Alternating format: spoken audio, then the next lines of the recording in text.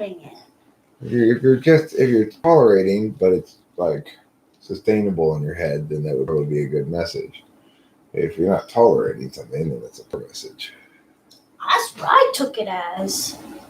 A poor I thought message. it was a poor message. Yeah. That's because you're in the kind of relationship where it's not just tolerable. It's not. I really love you so much. The thing that you probably took from that message there was the idea, the first part, that something's comfortable that somehow is inadequate. Yeah. Well, that's not the case at all. That's just silly.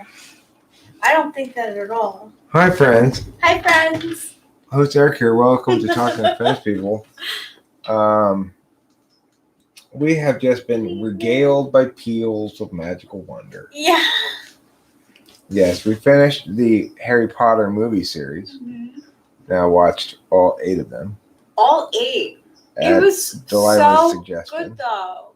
Yeah, at Delilah's suggestion. Yes, I am so happy that she suggested it, and really, like, I loved the series. I thought it was a really, really good series. Yeah, I had seen some of them and not seen some of them. It was hard for me to always remember which ones I had seen because I read all the books. This is the other thing. I read all the books, so I knew what happened, but I couldn't necessarily always remember if the thing I remembered was remembered from the book or having seen the movie. Hi, Babe. Hey. Anyway, for lack of any... That's... Okay, so being that you read the books already, how would you say that they did? Great. Okay, cool. Because I really liked it. I really liked the Harry Potter series. I knew I would. I always knew I would. And I never had the ending spoiled for me, so I was very lucky. I was very happy with the ending. I loved the series. I got very emotionally attached to the characters. And the magical wonder of it is so nice too. Very magically wonderful. Yeah.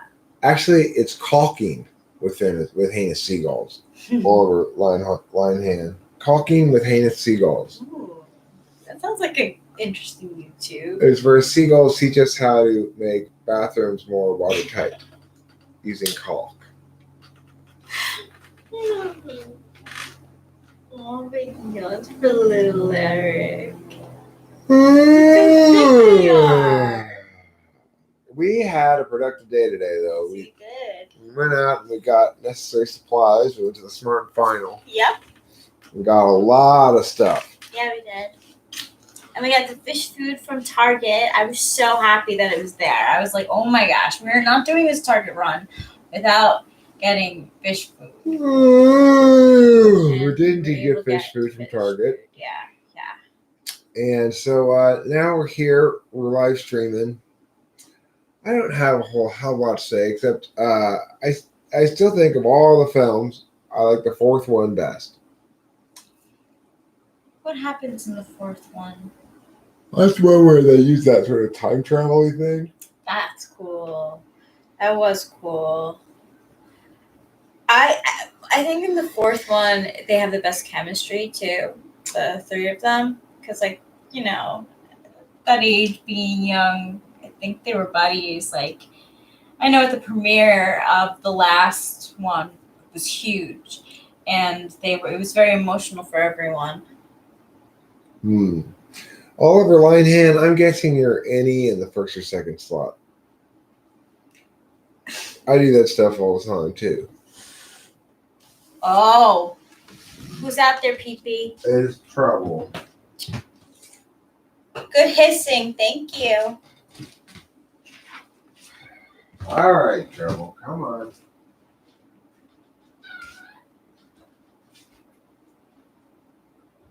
There you go. Trouble has been in love with Pee-Pee. I mean, how can you not be? But we don't want trouble. This is Pee-Pee's house. Yes, Pee-Pee. And Peepee's kind of got like Peepee's home. a girls only club. Yes. Yes, it is. You've been touched as ISFJ by whom? It's possible. I mean, ISFJs like to use a little extroverted intuition here and there, certainly. But that thing of coming up with different ways of rhyming the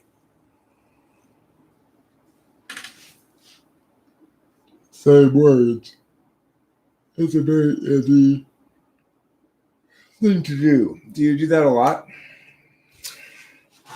I mean, you could also be INFP. In theory, you could be ENTP. But you could be ISJ. Certainly not implausible. Hi, Lawnmower. How are you this fine evening? You see that, Rachel? We're a lovely couple. Thank you. I appreciate that. Yeah. I like being part of a lovely couple. Me too. I think that we're a lovely couple. It's much better than a spotty couple. I got it. Okay, so you think you're TIFE, not FITE. Okay. So you think possibly INFP? Or ISFJ? I mean, I have no clue. It was Spacey. He's DE polar makes more sense than SE polar for you. All right. Word. I did the laundry today. Yeah. That is an accomplishment. That was a great job, baby. I Thank you. forgot to mention that on our list of accomplishments today. Oh, we did a lot. Rachel manifest her inner ISFJ. Not only did the laundry, but folded it and put it away. Pretty impressive. Yeah. I get that way sometimes. It's always, I was saying it to myself as I was doing it. It's like, on my terms, I love to do it. You know, it's on when I want to do it, it's because I want to do it. It's not because like someone told me, you know, that pile's dirty, you have to clean it. I don't respond well to that. Well, you don't get much of that from me, do you? No, I don't. No, I don't. Lawnmower says, if apparently the news says there are UFOs in the skies and blah, blah, just remember it's actually just hologram technology and they're trying to scare and fool us. So what if I see a UFO in the sky? Am I just seeing that hologram technology? Ooh. Even if it's really convincing. What if I throw a rock at it and it goes clank? What if it's just like a green screen? What if aliens actually get out of it and walk up to my house and knock on the door and say, is Eric there? Can I then believe in it? Can I also tell them that they can't come in? Well, we have to ask them what they have for us. Do you have some ancient alien technology that we want? I am not. Fine, come on in. Okay. Yes. With As questions. I'm not strangers. Okay, yeah, strangers. Yeah, I agree. Are you going to anally... Couple questions. First question, are you going to anally probe us? If the answer is yes, you can't come in. No, definitely not. Especially her. Now, if you're going to trade anally probing me, I can actually probably use an anal probe because my prostate's getting old, you know? So if you're going to... wands. We should get a wand. If you want to trade anal probing me for some ancient alien technology, I'm down to bargain, okay? Yeah. But you got to guarantee you're going to take it nice and slow. Okay? I'm I'll be cheering him on. Yeah, aliens got to use a lot of lubrication nervous. And take it real slow. Yeah. Okay, slow and easy. Wins the race. While you're in there, massage my prostate. Yeah. Hi, Octavia Silva.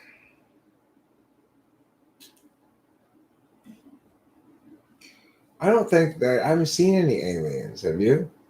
Me? Are you predicting that soon there's going to be an announcement that we see aliens in the sky? Why aliens? I'm not saying there are ancient aliens, one more. I'm just saying if aliens come to my door, that's a. I'm going to ask them if they have any ancient alien technology to trade anal probing for. You got to give them something in return. You know how aliens love to anally probe people. They do. That's what they're constantly doing. They do. I know. One time, I thought I got an alien bite on my butt. It was like it hurt, honestly. But it turned out to be a bug bite. No. Turned out to be a hickey.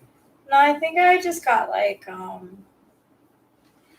rug burn. Butt stab. Burn. Yeah, I was like, it was in the toilet. Like, it was in the tub. I was like taking a bath, and I think the rubber mat, my tushy.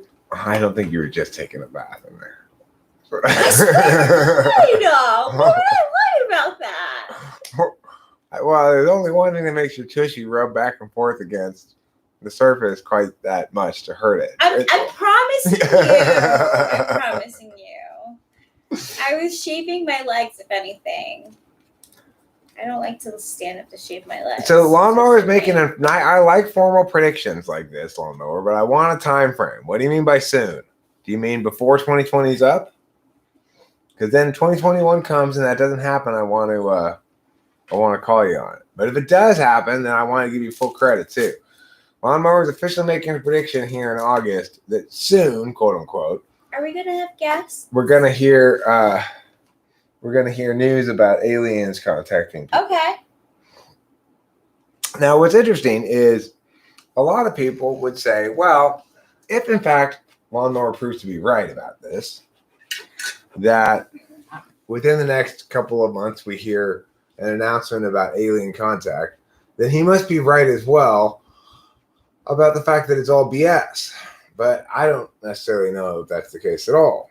Because if it does happen, I'll have to judge it on its merits. I won't be able to evaluate it ahead of time just based on the fact that Lawnmower was right in his prediction, that he was right in his analysis. Hey, it sounds like you're giving credit where credit is due. Sure, I give credit where credit is due. Yeah. It's like Project Bluebeam is an actual document. Okay, well, I can Google it. Did you know that there's a Rachel, Nevada, and it's close to Area 51? That should give us an N, Rachel. Since your name's Rachel, we should be able to get extra bit of alien technology. Yeah, man. I like to know about aliens. Project Bluebeam. This is HARP stuff. Let's see. Oh, I don't know HARP. Look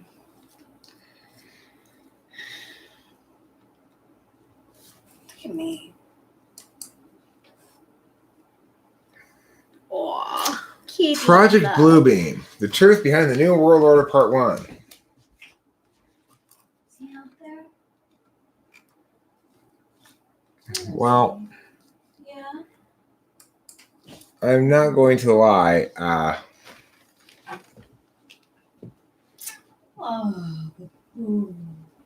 Yes. It looks a little bit wonky in its justifications, perhaps, but I haven't watched the video yet. I'll have to see the video. I mean, look, there is plenty of indication that there are, in fact, aliens. Whether or not we are correct in concluding that is hard to say. But there are plenty of good reasons to conclude that. Aliens? Yeah.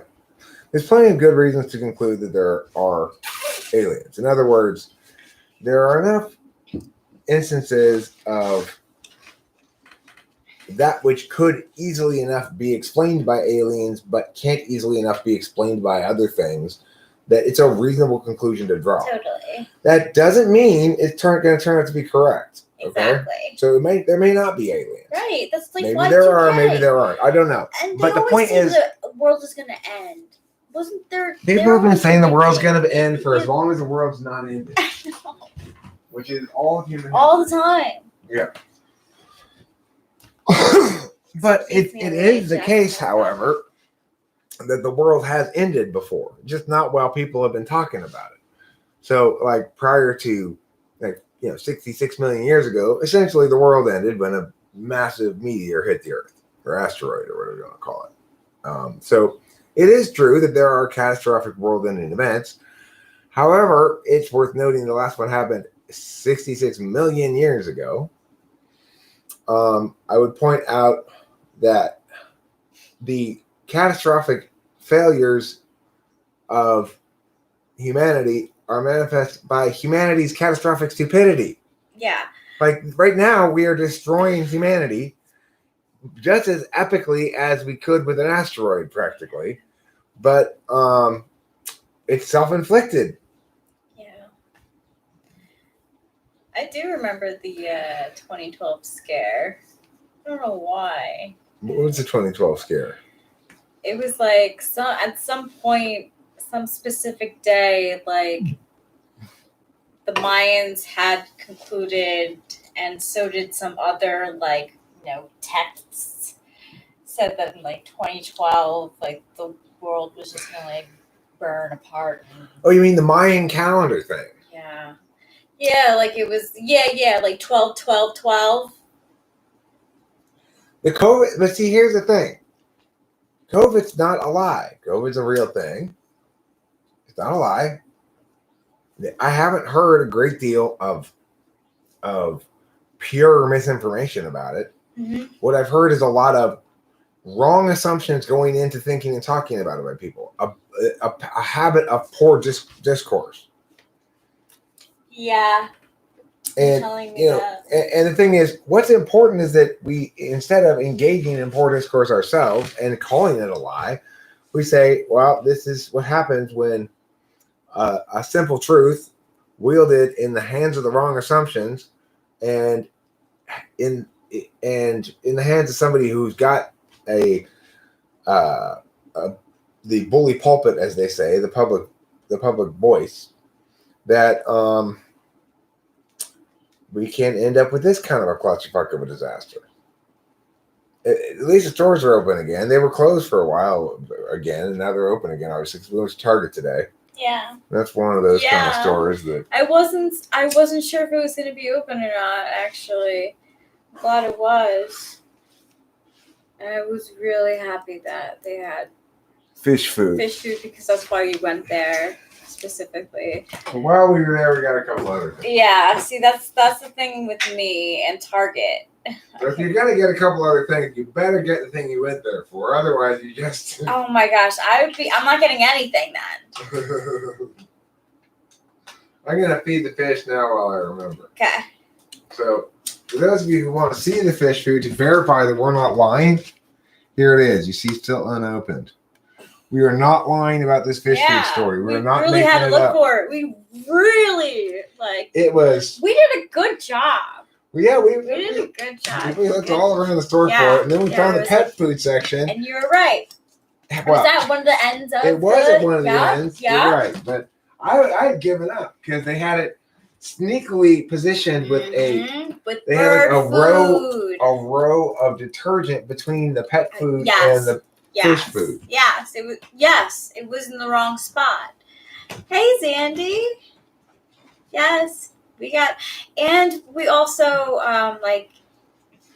saved the whales. We saved the whales, all of them. Just me and Rachel. That would be a nice. We saved the what?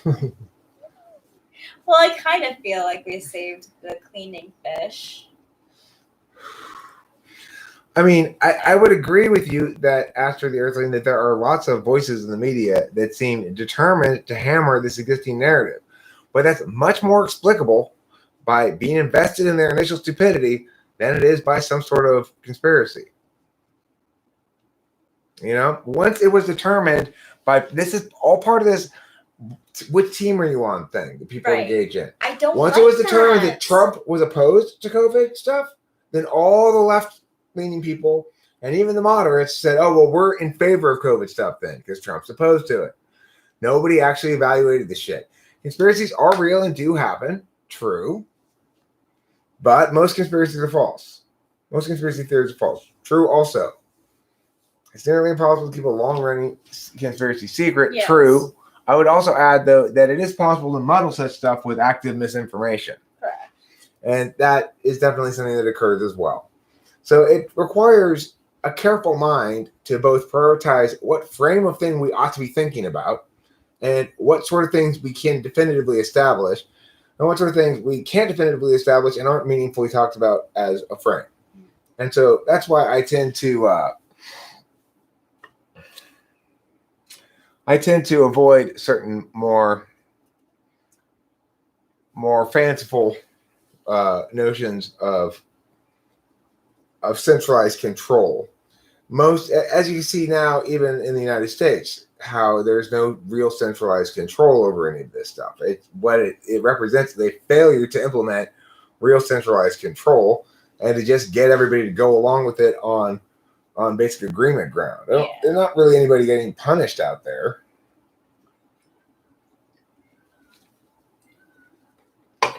Hi, Morge. Our evening has been pleasant. We just finished movie 8 of the Harry Potter series and loved it. I loved it. I thought it was great. I just enjoyed some sneezes outside. Yeah, many sneezes. Mm-hmm. So many. Because I'm tight. Big sneezes for little Eric, as you might say. Yes.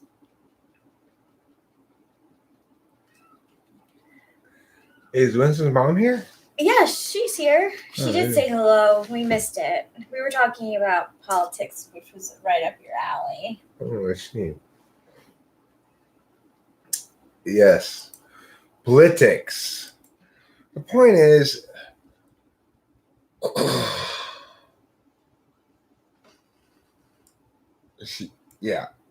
there's something like Harry that. Potter's cool. It's really good. I like it a lot. And when I was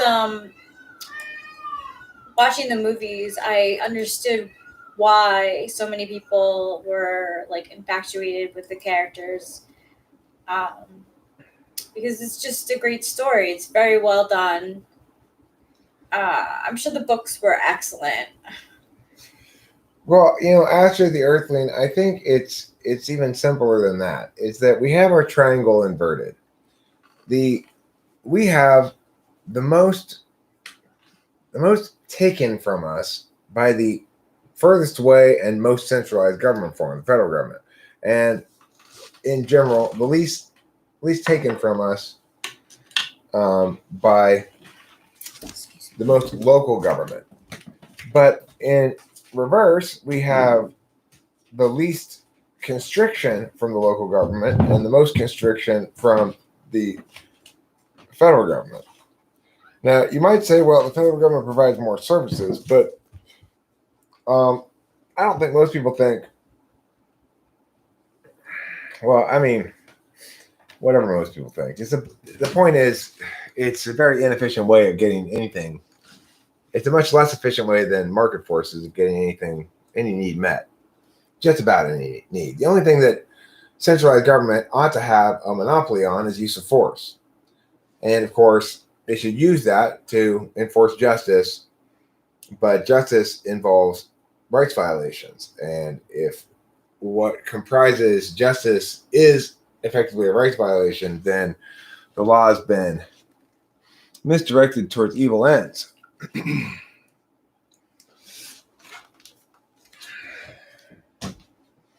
So you and I are sort of on the same page, Astrid. But I don't like to echo libertarian style discourse because it's too dogmatic. And it doesn't play well with the general populace. Oh, I'm sorry. And the fact is, we can't just execute our vision for the world based on principalism. We have a lot of coral reefs built up on top of underwater trash dumps.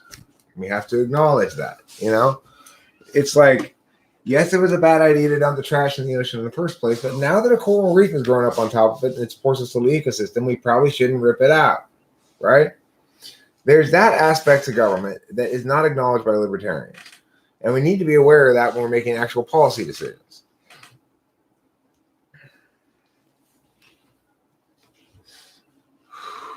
That's my primary critique of the libertarian position, by the way.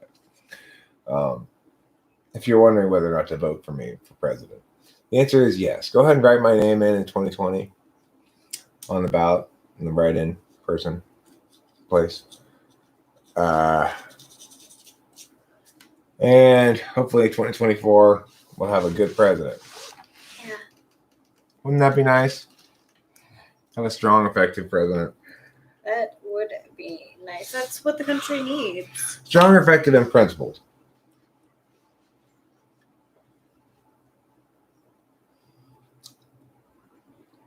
Bury you with your ferrets. Would you like us to freeze your ferrets when they die and keep them all in a freezer until you die so that you can all be buried fresh together? Or fresh frozen, one of the two. Or bury you by your ferrets.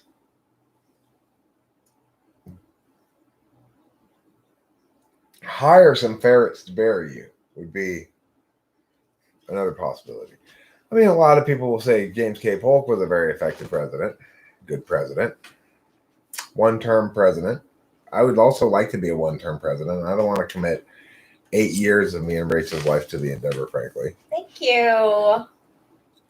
You're welcome. Won't I be such a good hostess? I'm You'd sorry, be a wonderful but first lady. thank you, baby.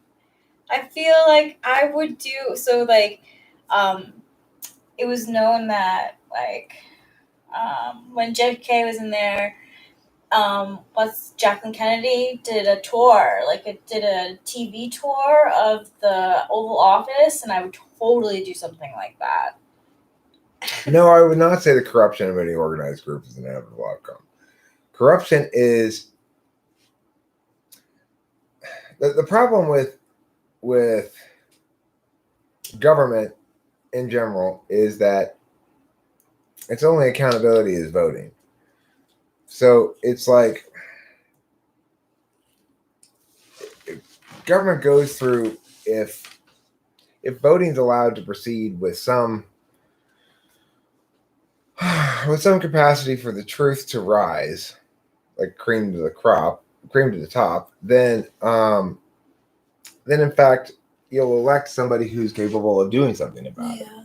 And there is corruption in the federal government, but it's not as simple as people think it is. Right. You know, it's like people envision this thing where there's politicians taking a bucket of money in exchange for these things. They're actually quite strict about a lot of ethics stuff in the government. So checks and balances.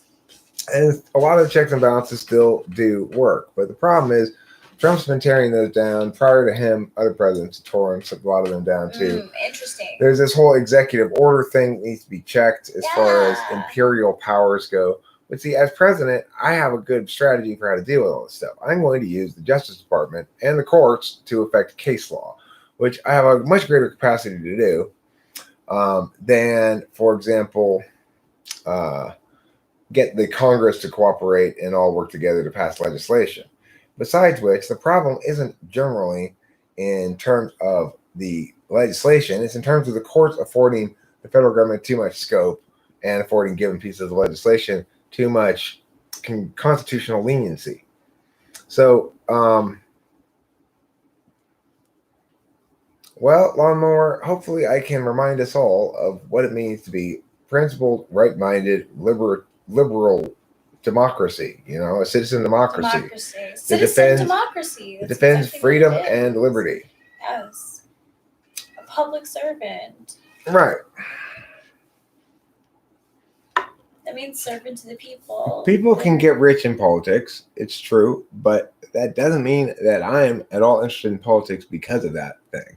If you're president, you'll probably end up doing pretty well financially because you can ask a lot of money for speeches and stuff. That's a good reminder, Winston's mom. But that doesn't mean that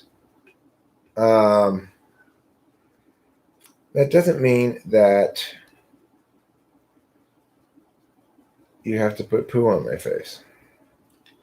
It doesn't. Do some post-MBTI discussion points do ever cause you to consider how where the idea of two axis rate functions might be off? For example, the strong fit for making you want to recast the.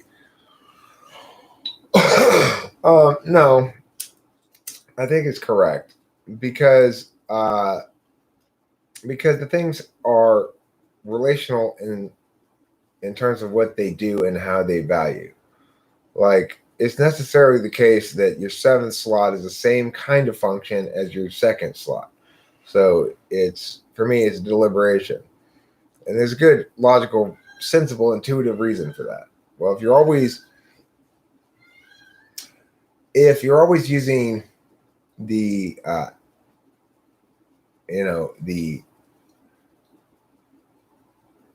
the hidden side of a hammer, then you're never using the pull out side of a hammer. And that's like your tool function. So for me, I'm always using a disinterested calculus, which means I'm never really using an interested calculus. That's why FI is my polar.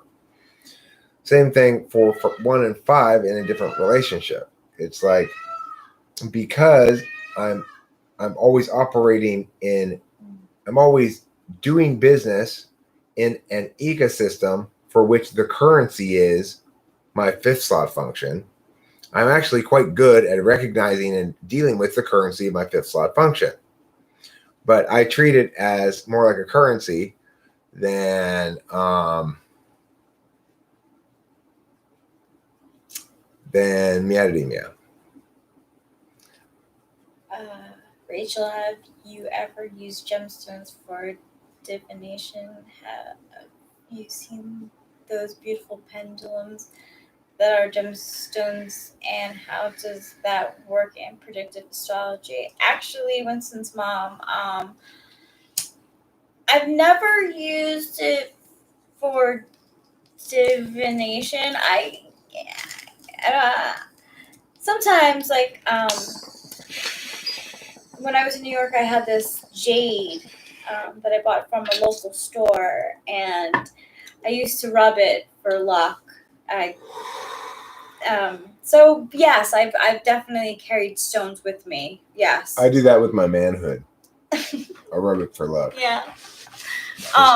Ooh, don't fail me now. Lucky horse number 12. Everyone always moves a little further away from me at the horse racing park. Oh yeah. Yeah. And I have used a crystal pendulum before. They do work, Winston's mom. And if you are as good as you say you are at being predictive in things, there's a card trick you can do, actually, where you pick 3 cards from a deck, any deck of cards that has, playing cards, and you look at them, you memorize them, you put them down, you mix them up, and using the pendulum, you can actually tell which one is dowsing. Yes or no. You're dowsing for cards. Habili Oklahoma from the first. Now, here's the deal. Can somebody TE and SE at the same time? Well, if they are a ENTJ, they can. If they are a ESFP, they can. Those 2 types definitely can, because they've got them 1 and 3. If you've got them 1 and 3, you can do them concurrently. I can NE and FE concurrently. My NE goes fast enough that my FE can chime in before I'm done speaking the sentence to remember to smile. Oh, doesn't that look genuine? Oh my goodness. Oh, you wow. Guys! What? He's turning into an ESFJ. I see it. Oh wow. I knew it. Maybe your audio is crackling, Zaylen Black. Maybe your audio is crackling.